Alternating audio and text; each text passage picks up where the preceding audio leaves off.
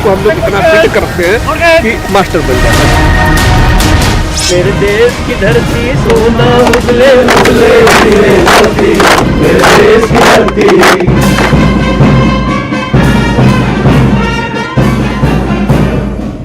बस एक आखिरी ख्वाहिश है, एक आखिरी गुजारिश है, मेरी मौत का मातम मत करना, मैंने खुद ये शहादत चाही है। मेरा नाम सिपाही है, मेरा नाम सिपाही है।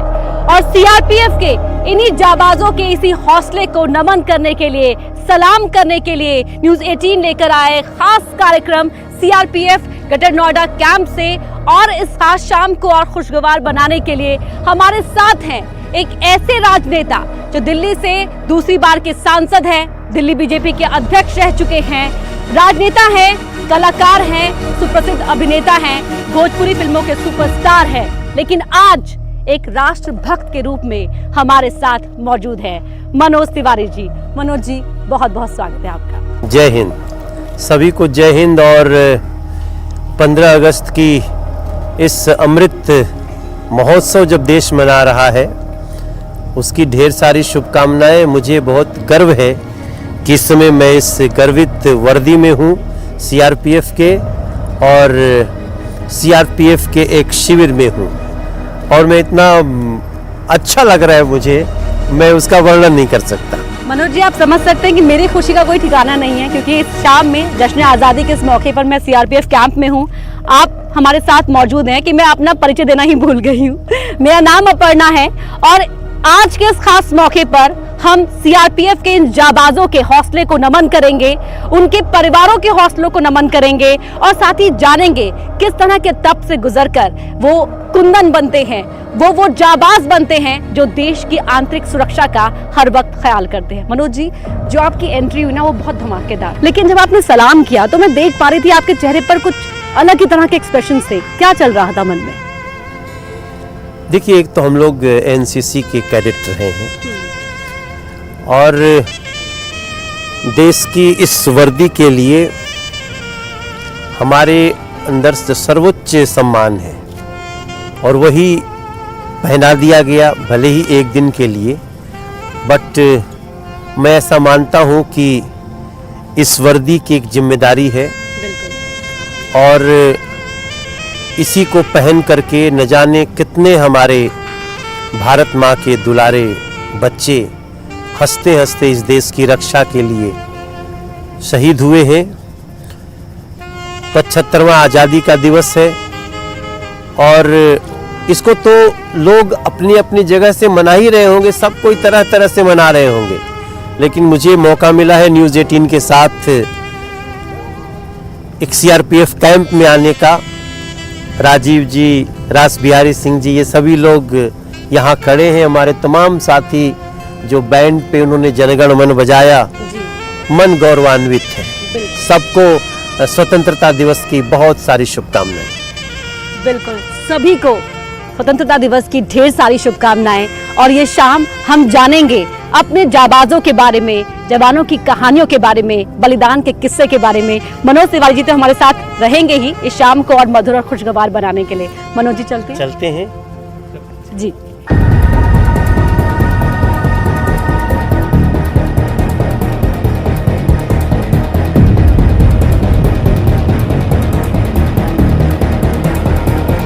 तो मनोज जी, हम ये उस एरिया में पहुंच गए हैं जहां पर हमारे जवान, जिन्हें तराशा जाता है ताकि वो आंतरिक सुरक्षा के मोर्चे पर तैनात हो, और हमारे साथ रघुवंशी जी हैं। रघुवंशी जी, तो आप यहाँ पर कब से इस कैंप में? यहाँ पे मैं लगभग 2 साल से हूँ। अच्छा, तो आप बताएंगे हमें यहाँ पर क्या है? मनोज जी को दिखाएंगे। मनोज जी, यहाँ पे जो हमारे जवान हैं वो अपनी इंडोरेंस के लिए, उनके मानसिक के साथ साथ शारीरिक रूप से फिटनेस के लिए, और उनके अंदर फ्लेक्सिबिलिटी, एजिलिटी और इंडोरेंस बढ़ सके, इसके लिए यहाँ पे हमने एक ट्रेनिंग सेंटर है यहाँ पे हमारा, और यहाँ पे हम आपको जो TBSC total body strengthening exercise है उसका एक आपको यहाँ पे हम छोटा डेमो। ठीक है, चलते हैं, आइए।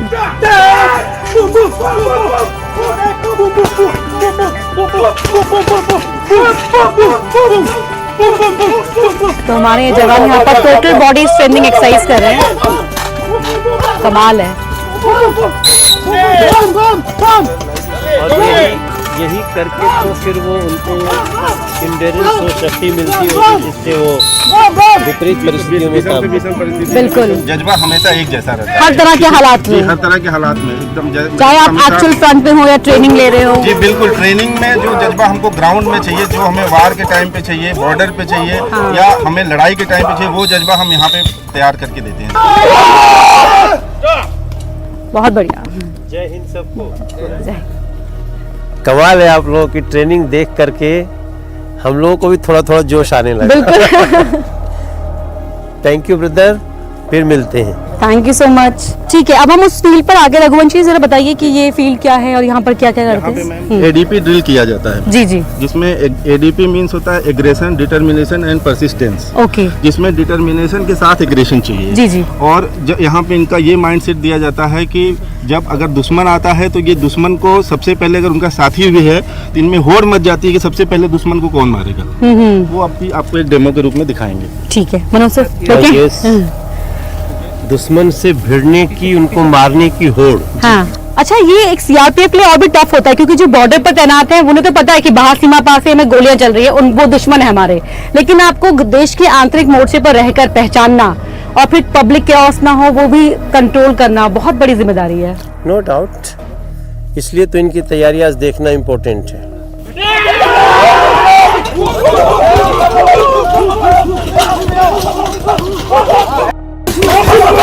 अच्छा, वो एक दूसरे को तू हट मैं मारता ये हूँ। जो पंचिंग बैग है सर, ये इनेमी है, इसको मारने की होड़ है कि मैं हटा के पहले मैं मारूंगा, तो दूसरा हटा के पहले वो।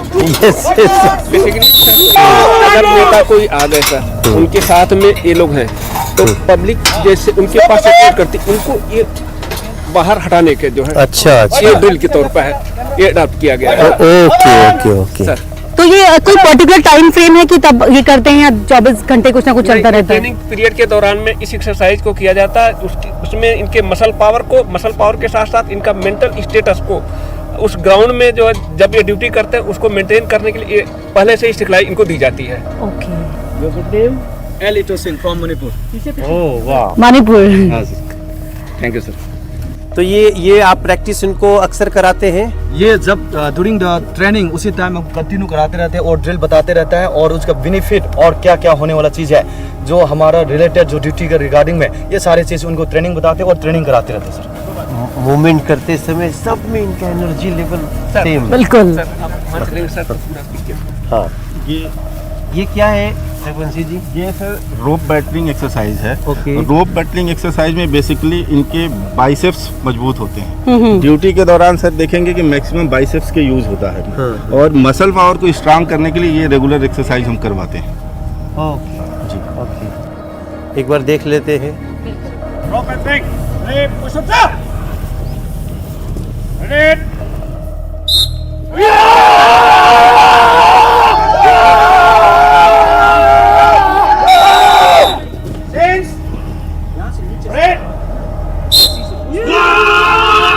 कितना वेट होता होगा इस रस्सी का?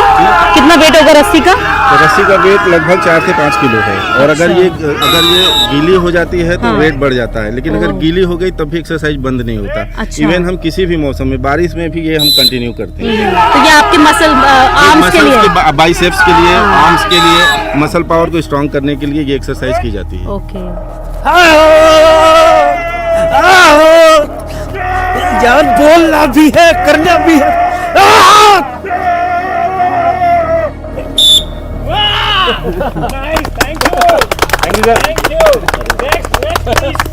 मतलब एक तो ऐसे ही ताकत लग रही है, ऊपर से बोल के भी ताकत जा रही है, मतलब डराना भी है और उद्देश्य यही है ना? डराना भी है दुश्मन को सर, और अपनी एंड्योरेंस भी लानी है, अपना मसल पावर भी स्ट्रांग। और साथियों का जोश भी बना रहता है ना, आवाज सुनकर भी। जोश भी बढ़ता है। मनोज जी बिल्कुल अपने एनसीसी डेज को आपको लगता है रिवाइंड हो रहे हैं ना? हाँ, बट काफी चीजें हैं जी। थोड़ा दूर। ये अभी जो आपको एक डेमोन्स्ट्रेशन दिया जाएगा सर, ये एक प्रॉक्सिमेट यूज ऑफ फोर्स है जो अनआर्म कॉम्बैट है। आपने कर्मागा का नाम सुना होगा, एक इजरायली टेक्निक है। उसके इजरायली टेक्निक को अडॉप्ट करके प्रॉक्सिमेट यूज ऑफ फोर्स यानी पफ बनाया गया है। और ये उस समय यूज होता है जब हथियार के साथ दुश्मन हमला करे और हमारे पास सिक्योरिटी फोर्सेस का वेपन नहीं हो, तो कैसे उनको उनके हथियार से ही हमें उनके ऊपर अटैक करना है, अपने आप Okay. अपने आप को, अपने जो हमारा प्रिंसिपल उसको बचाना है। जैसे डोकलाम में हुआ ऐसा कुछ, ऐसे जैसे जी ऐसा डोकलाम ऐसे- वाला जो है सर, ये अच्छा, जो that is exercise वहाँ different थी।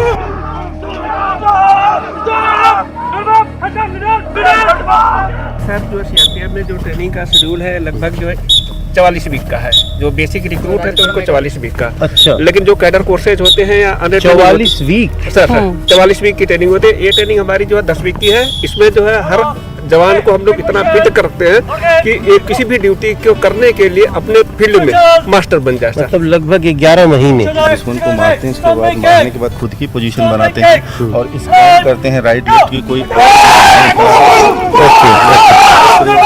पोजीशन लेने के बाद लेफ्ट राइट लेफ्ट स्कैनिंग करते हैं।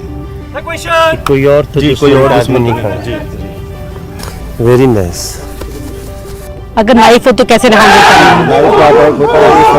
नाइफ का कई तरह से होते हैं। एक होता है वो ऊपर से अटैक आता है, एक रिब्स लेवल पे साइड से अटैक आता है, एक जो है नीचे से स्टमक लेवल पे आता है, डाउन टू स्टमक लेवल। उस हर अटैक को कैसे कैसे उसको डिफेंड करना, न्यूट्रलाइज करना और जो हमारा इनेमी है उसको डिसएंगेज करना। specifically मतलब कि डिसएंगेज करना weapon क्या है? जी, उसके बाद फिर अपनी पोजीशन में आना और स्कैन करना कि और कोई इनेमी तो नहीं इधर है।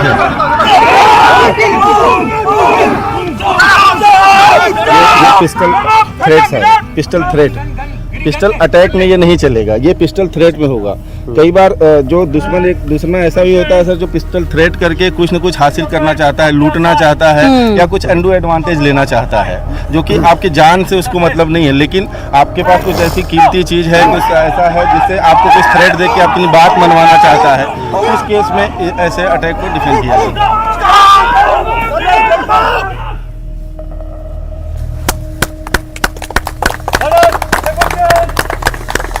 Very good. Your good name? Sir Yogendra Ghale.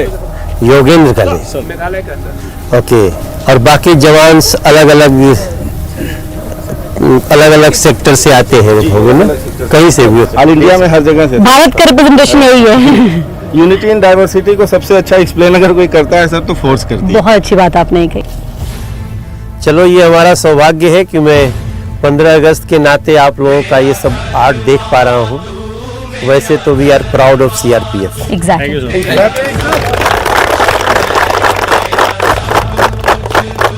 तो आप लोग कभी लीज टाइम में इंटरटेनमेंट कैसे करते हैं? गाना वाना गाते रहते होंगे सब लोग? कई बार देखते हैं गाना गाना भी होता है सर और आपका भी गाना सुनते हैं जी, खास अच्छा, करके अगर होली के मौके ये मौका मनोज जी है, किसी कोई खास अगर कोई चाहे तो। और पीछे से एक हैंड रेज है जी। आइए, आपका नाम क्या है? चंदन जी, कुछ कहना चाहते हैं खास सर से?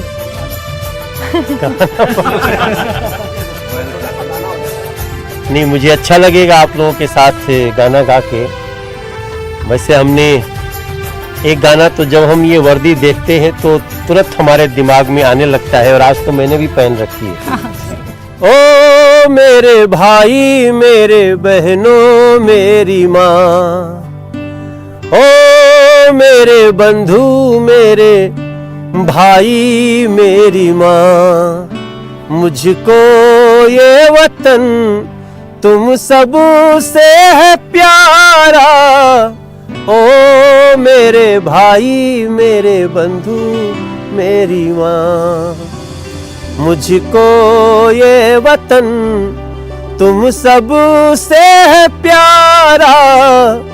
ये भाव जो आप लोगों का होता है, जिसको लेकर के आप हमेशा देश के लिए विपरीत परिस्थितियों में, विषम परिस्थितियों में लड़ते हैं, तब हम सब गाते हैं कि मेरे देश की धरती सोना उगले उगले हीरे मोती, मेरे देश की धरती, मेरे देश की धरती, उगले उगले हीरे मोती, मेरे देश की धरती।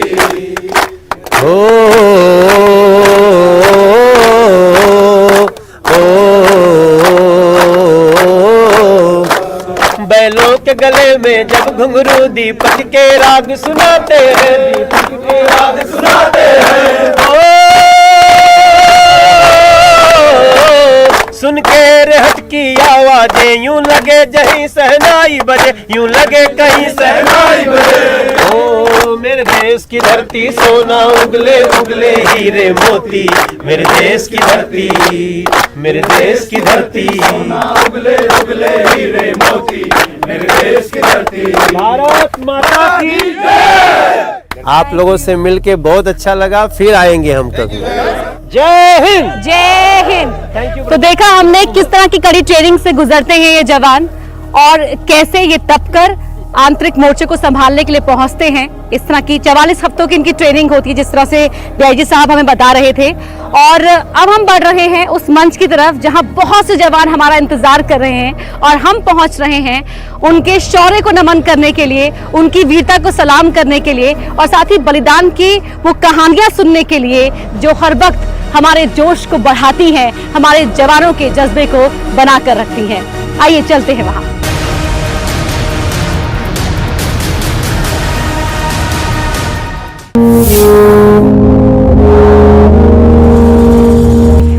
हमारे देश की आंतरिक सुरक्षा का जिम्मा जिनके कंधों पर है, उन जाबाजों के बीच आज हम पहुंचे हैं उनके हौसलों को नमन करने के लिए, उनके जज्बे को सलाम करने के लिए। और हमारे साथ राष्ट्रभक्त मनोज तिवारी जी भी इस मंच पर मौजूद हैं। और जो किस्से कहानियां आप अब तक सुनते थे या टीवी में आप देखते थे, आज हम जाबाजों के मुंह से वही तमाम चीजें सुनेंगे, उनके अनुभव के बारे में जानेंगे। मनोज जी, इसमें कोई दो राय नहीं है। अपर्णा जी, मैं तो इस पल का स्वागत एक गीत से करना चाहता हूँ। है मेरे वतन के लोगों, तुम खूब लगा लो नारा, ये शुभ दिन है हम सबका, लहरा लो तिरंगा प्यारा,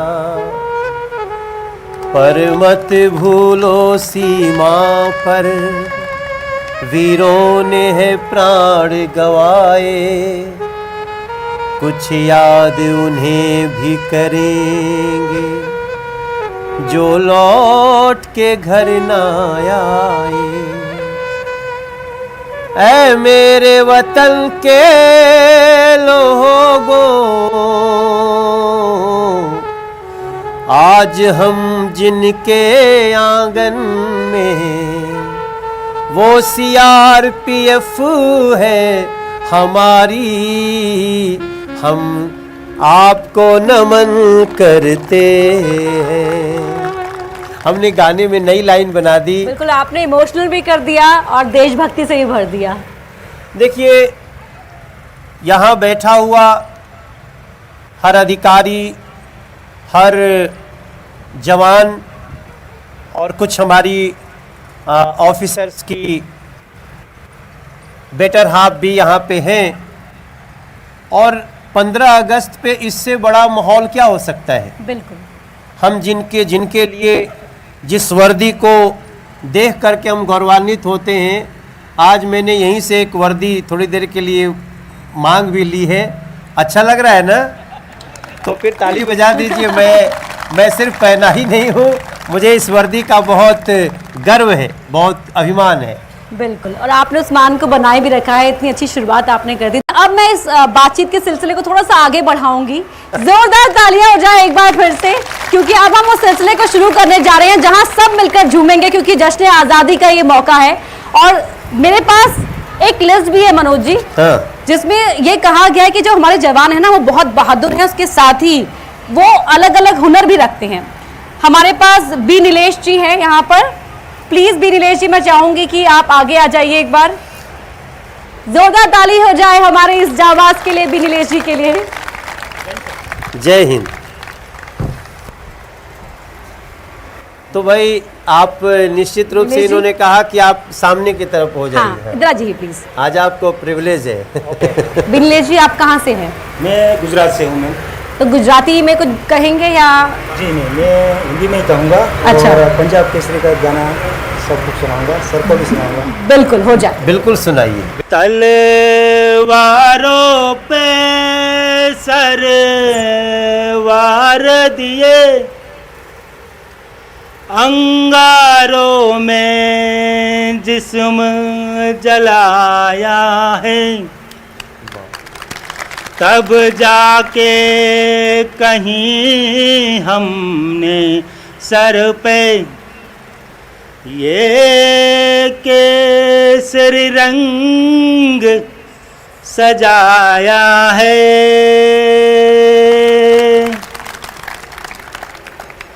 है मेरी जमी अफसोस नहीं, जो मेरे लिए सो दर्द से महफूस रहे, तेरी आन सदा चाहे जान मेरी ये रहे न रहे। है मेरी जमी महबूब मेरी नस नस में तेरा इश्क बहे, फीका न पड़े कभी रंग तेरा, चश्मों से निकल के खून कहे। तेरी मिट्टी में मिल जावा, गुल बन के मैं खिल जावा, इतनी सी है दिल की आरज़ू। तेरी नदियों में बह जावा, तेरी खेतों में लहरावा, इतनी सी है दिल की आरज़ू। बहुत शुक्रिया बी नीलेश जी, जोरदार ताली हो जाए। वैसे ही अक्सर देखा जाता है कि कभी भी परिवार में अचानक किसी को कहिए आप में से कोई प्रस्तुति कर सकता है तो आदमी संकोच करता है, लेकिन जब एक कर देता है ना तो फिर बगल से इच्छा होती है कि नहीं मैं भी थोड़ा सा तो कर ही लेता हूँ। लेकिन मनोज जी एक और नाम है हमारे पास, बताइए। और मैं चाहूंगी आप सबसे लास्ट थोड़ा नाम एक बार पढ़ें, क्योंकि वो एक महिला का नाम है इसलिए। पिंकी शर्मा जी। पिंकी शर्मा जी को जैसे ही मैंने नाम लिया तो इनके वर्दी के साथ इनकी एक अलग खुशी देखी हमने। अच्छा है, आज न्यूज़ 18 पे हम लोग माइक दीजिए पिंकी बिल्कुल को। पिंकी जी लीजिए। पिंकी जी बहुत बहुत स्वागत है आपका। Thank you ma'am. आप कहाँ से हैं पिंकी जी? मथुरा से। मथुरा से? अरे वाह, कान्हा की नगरी से हैं आप। जी तो क्या सुनाएंगी आज? एक सॉन्ग देश बिल्कुल हाँ, बिल्कुल सुनाइए। बिल्कुल। सामने की तरफ आज समझ लो कि पूरी दुनिया श्रोता है तो भी सुना रहे हो। हाँ। ये कश्मीर नहीं देंगे, ये कश्मीर नहीं देंगे, कश्मीर है भारत का, ये कश्मीर नहीं देंगे, कश्मीर है ये एक सितारा, हमको इसी का कड़ी कड़ी प्यारा, कश्मीर तो क्या इसकी एक चीर नहीं देंगे। बहुत बढ़िया, बहुत बढ़िया। मुझे तो सलीम राही याद आ गए। एक सलीम राही जी होते थे। मैं वैसे तो मेरा गांव बिहार में है, लेकिन मेरी पढ़ाई लिखाई बनारस में हुई, उत्तर तभी आप प्रदेश इतने में। रस भरे हैं। तो मैं रेडियो में पहली बार गाना शुरू किया था तो सलीम राही जी थे, उन्होंने एक कविता लिखी थी कि शेर के पंजे से कोई उसकी जागीर छीन ले, शिकारी के हाथ से कोई उसकी शमशीर छीन ले, एक भी हिंदुस्तानी के रगों में खून है जब तक, किसकी मजाल है जो हमसे हमारा कश्मीर छीन ले। वाह, वो याद आ गया और वही इन्होंने गा दिया। वही उन्हीं भाव को गा दूध दिया। मांगोगे तो खीर देंगे, कश्मीर पे नजर लगाई तो चीर देंगे। 15 अगस्त के 75 साल अमृत महोत्सव, बिल्कुल। और इस पर हम हैं ग्रुप केंद्रीय रिजर्व पुलिस बल ग्रेटर नोएडा, जोगेंद्र जी। हाँ। तो सर आपने कि मतलब पढ़ाई करते करते मतलब कि आप कितने साल के थे जब आपने ये सोचा कि मतलब कलाकारी में, सिंगिंग की, उसमें एक्टिंग में आना है? नहीं, ये तो मैं सोचा ही नहीं। ये तो चूँकि मैं जब किसी स्पोर्ट्स में जाता था तो रास्ते में सब बोलते थे गाना सुनाओ, तो मैं रास्ते में गाना सुनाने लगता था। जी सर। तो एक दिन जब मुझे कहीं रोशनी नहीं दिखाई दी तो मुझे लोगों ने कहा गाना ही गाओ, यही तुम्हें ठीक जगह ले जाएगा। और फिर मैंने अपने हुनर को अगर पहचाना। आपको तो गाना सुनना तो और सुन मैं आ सकते गया। हैं आप। देखो आज मेरे हुनर ने मुझे आप लोगों के बीच में मिलाया। यहाँ पे मैंने एक बार कारगिल युद्ध के समय गीत गाया था कि बच्चा बच्चा जहां पूरा हिंदुस्तान चाहता, हमरा देश के हर हिंदू मुसलमान चाहता, सिख ईसाई हो के चाहे हो पठान चाहता, खाली करगिल नहीं पूरा पाकिस्तान चाहता। तो मैंने ये सब गाने बनाए। हमके जैसे वो आपके एक जवान ने कहा ना, पिंकी ने, कि अगर नजर निगाह दिखाओगे बुरी तो फिर हम चीर डालेंगे। तो हमने भी उसको कहीं अपने शब्दों में ढाला कि एगो फेंका तू हूँ एगो ए हर ले फेंकाई, ए हर बस छिलाई ओने साफ हो ही जाई। अरे अब तो हो खे दया देश हमें। अब तो मैं सांसद भी हूँ, इसलिए बहुत सारे शब्दों को थोड़ा सोच सोच के बोलता हूँ। लेकिन एक गाना मैं अभी पिछले 2 दिन से गुनगुना रहा हूँ, और वो गाना है जो आप ही जैसे लोगों ने इस गाने को सफल बनाया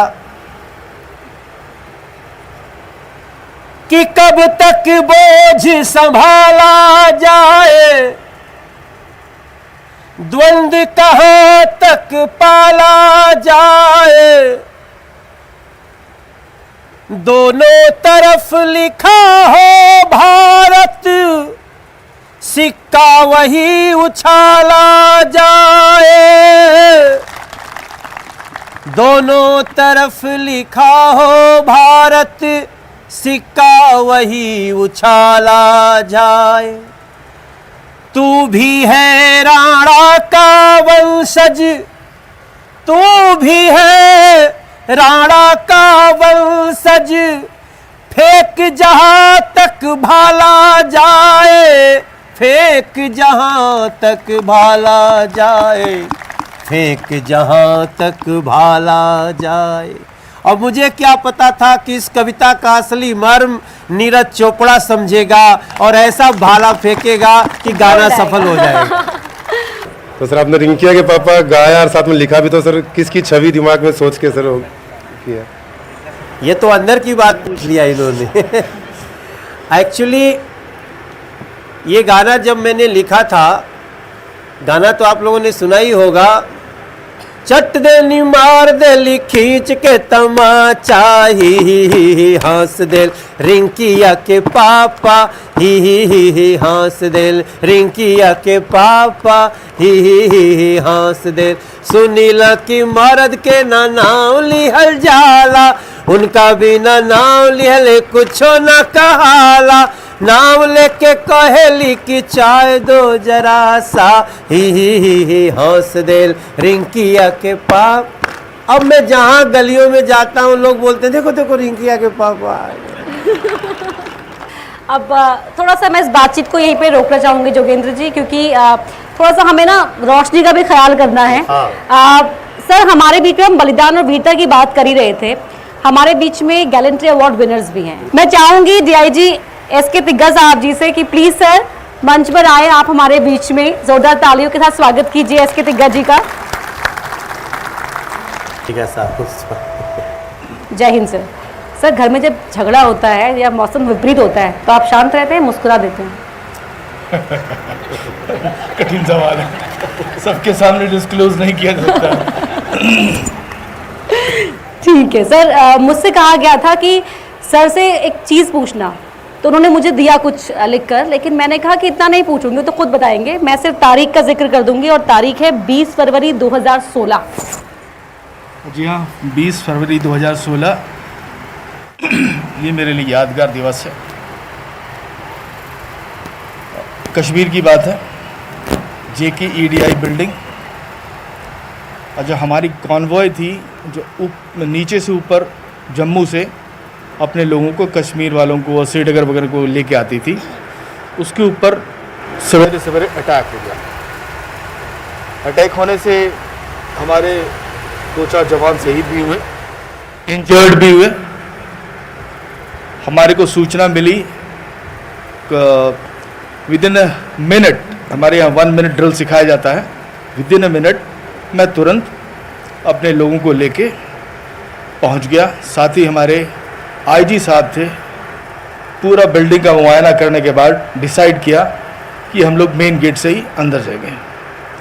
फिर जैसे हम लोग जो फोयर एरिया होता है रिसेप्शन एरिया होता है, और ऊपर के टॉप से फर्स्ट फ्लोर सेकंड फ्लोर सबसे दिखता है वो, क्योंकि सर्कल घूमता है। वहाँ से 2 ग्रेनेड्स हमारे सामने आया। मैंने देखा, मैं बहुत इतना करीब खड़ा था, हमारे लोग वोट में थे, और अचानक से दोनों ग्रेनेड ब्लास्ट कर गए। मैं ग्रेनेड बोला, अलर्ट भी किया, और मन ही मन सोचा आज हो गया मेरा काम तमाम। और फिर हमारा जो मेरा प्रोटेक्शन वाला जावेद, कांस्टेबल जावेद था, बोला सर आई एम हिट, फिर बोला समबडी हिट। तो बाहर देखा मैंने, तो हमारा एक सब इंस्पेक्टर गिरा हुआ, और फिर मेरे बगल में एक असिस्टेंट कमांडेंट था, वो औरंगाबाद का रहने वाला है। उसने कहा कि सर हमको बहुत ज़्यादा लग गया। फिर मैंने देखा अपने आईजी साहब को भी लगा हुआ है। अब वो हमारा कांस्टेबल, सर मैं मर जाऊंगा, मेरा परिवार है, मतलब चिंता मत करो, मैं यहाँ पे खड़ा हूँ, तुमको यहाँ से जिंदा लेके वापस जाऊंगा। और फिर उसके बाद हम लोग जवाबी कार्रवाई की, और उसके बाद में सबसे पहले मैं बोला कि आप लोग निकले, मैं कवरिंग फायर देता हूँ, और कवरिंग फायर के बाद में सबको निकाला। सबसे लास्ट में मैं और एक असिस्टेंट कमांडर विशांत करके था, पटना का रहने वाला है, दोनों हम लोग बाहर सबसे निकले, और फिर उसके बाद सबको इलाज करने के लिए बदामी कैंट में भेज दिया। और उसके बाद अंत में सबसे लंबा ऑपरेशन आज तक का है, 50 घंटे के बाद में 3 टेररिस्ट मारे गए। सर रोंगटे खड़े हो गए जब आप ये पूरा बता रहे थे एक्सपीरियंस, और मैं तो सोच रही थी मैम के बारे में कि जिस वक्त आप इस तरह की सिचुएशन में होते होंगे तो उस वक्त परिवार पर क्या बीती होगी, और इसी के लिए आपको गैलेंट्री अवार्ड मिला। हाँ, इसी के लिए मिला है। शायद ऐसे ही वक्त के लिए कहा गया है कि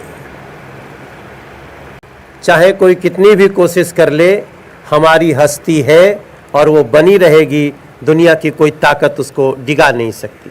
बिल्कुल सर, बहुत बहुत शुक्रिया सर कि आपने, मतलब आप लोग हर वक्त हर हालात में डटे रहते हैं। आज भी शरीर के अंदर हमारे ग्रेनेड के छर्रे पड़े हुए हैं, घूमते हैं कभी कभी, और कुछ स्टिल हो गए हैं। सर तो कब तक घूमते रहेंगे? वो एडजस्ट कर लेता है। ये एक जाबाज का शरीर है। यस, डेफिनेटली हमारे हर जवान, हर अफसर सारे जाबाज है। ये तो मेरे को मौका मिला जाबाजी दिखाने का जी, और मुझको पीएमजी मिल गया। बिल्कुल, thank you so much. Thank you so much sir, thank you so much sir. Thank you so much. अब मैं बुलाना चाहूंगी हमारे डीआईजी आरबी सिंह जी को, जोरदार तालियों के साथ स्वागत कीजिए। और 30 जून 2006 के बारे में सर से हम जानेंगे। जय हिंद सर। सर इस सीआरपीएफ में मैं 28 अगस्त 92 को ज्वाइन किया, और ट्रेनिंग करने के बाद मैं फर्स्ट टाइम जो है श्रीनगर गया था, वो भी जो है बख्शी स्टेडियम श्रीनगर। फर्स्ट मेरे ऊपर अटैक हुआ था 3 नवंबर 93 को सर। ये जो घटना का मैडम नाम ले रही है सर, एक घटना हुई थी 30 जून 2006। 30 जून 2006 को कनीपुरा विलेज है सर, कुलगांव डिस्ट्रिक्ट में। इसमें ऑपरेशन हुआ था हिजबुल मुजाहिदीन का डिविजनल कमांडर और 2 जो है मिलिटेंट, इनको हम लोगों ने करीब 15-16 घंटे के ऑपरेशन के बाद जो है इन तीनों को हम लोगों ने न्यूट्रलाइज किया था। उसी के कारण हमको जो है गैलेंट्री मेडल मिला सर। इसके साथ साथ सर जो है हम नक्सल में भी लगभग जो है 10 साल रहे हैं, चाहे बिहार हो सर, झारखंड हो, छत्तीसगढ़ हो। तो बिहार का जो ट्रेन है, एक्टिविटी है वो अलग है, झारखंड की अलग है, और जो छत्तीसगढ़ के नक्सल की एक्टिविटी और उनका मॉडस ऑपरेंडी सब अलग है sir. Thank you so much sir. और सलाम करते हैं, सैल्यूट करते हैं हम आप जज्बे के साथ, क्योंकि आप किस तरह मुस्कुराते हो, मैं समझ सकती हूँ कि टीम की भी हौसला अफजाई किस तरह से आप करते होंगे। Thank you so much sir. Thank you. और अब मैं चाहूंगी deputy commandant Sunil Kumar Sharma ji please मंच पर आए। जय हिंद sir. Thank you so much. आप अपने बारे में कुछ तो बताइए, आज जो देश सुने। मैं बड़ा सौभाग्य की बात है कि आप यहाँ पे उपस्थित हैं, और ये मेरे लिए गर्व की बात है कि अपने जवानों को आपको ये बताने का मौका मिला है कि जब कभी भी ये धरती पुकारे तो पीछे मुड़ करके मत देखो, अपने आप को बलिदान कर दो इस पे।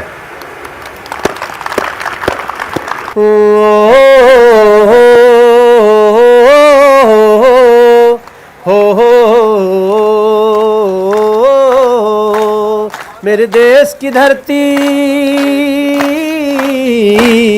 मेरे देश की धरती सोना उगले उगले हीरे मोती, मेरे देश की धरती हो हो हो। आप भी मेरे साथ गाइएगा। मेरे देश की धरती सोना उगले उगले हीरे मोती, मेरे देश की धरती, मेरे देश की धरती सोना उगले उगले हीरे मोती, मेरे देश की धरती। बैलों के गले में जब घुंघरू दीपक के राग सुनाते हैं, दीपक के हो गम को सुदूर हो जाता है जब ऐसे भाव जो आते हैं। सुन के रेहट की आवाज यूं लगे कहीं सहनाई बजे, यूं लगे कहीं ये करके गीत बहारों के ऐसे आते हैं आने लगे। मेरे देश की धरती सोना उगले उगले हीरे मोती, मेरे देश की धरती, मेरे देश की धरती सोना उगले उगले हीरे मोती, मेरे देश की धरती हो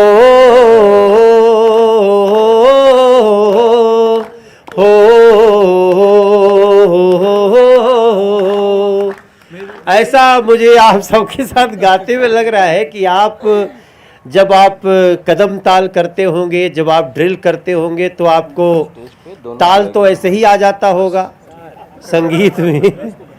संगीत में तो ताल जो चाहिए वो आपके परेड में आता ही है। भोजपुरी देखिए, भोजपुरी समझ लेंगे आप लोग ना।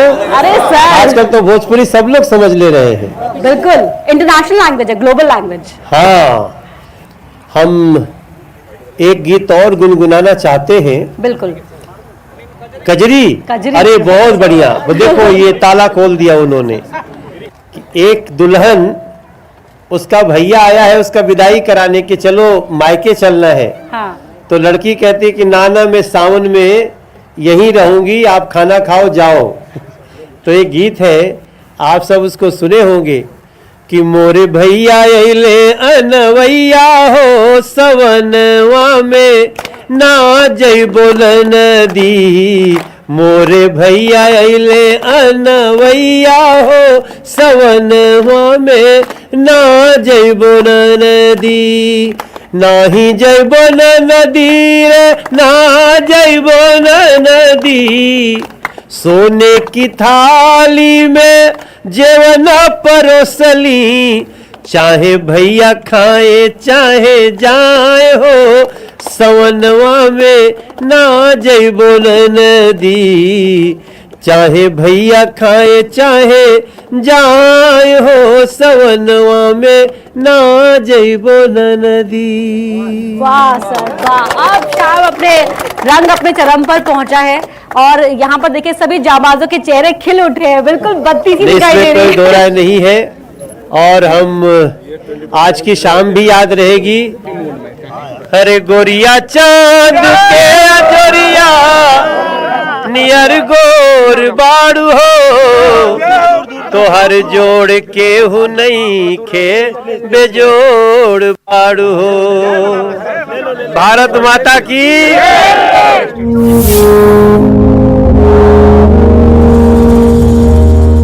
बढ़िया।